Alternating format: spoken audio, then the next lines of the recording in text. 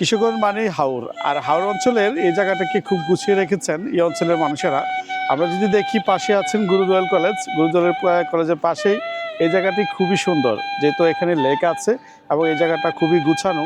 যদি কেউ সুযোগ পান কিশোরগঞ্জে এই জায়গাতে আসেন তাহলে দেখতে পারবেন অনেক সুন্দর একটি জায়গা। দেখুন এদিকে বসার খুব ব্যবস্থা আছে, প্রত্যেকটা মানুষের এখানে খুব নিঃসন্দেহে এবং স্বাচ্ছন্দ্যভাবে বসে থাকেন। বিশেষ করে গরম সিজনে বা সামার সিজনের জন্য খুবই উপযুক্ত একটি জায়গা।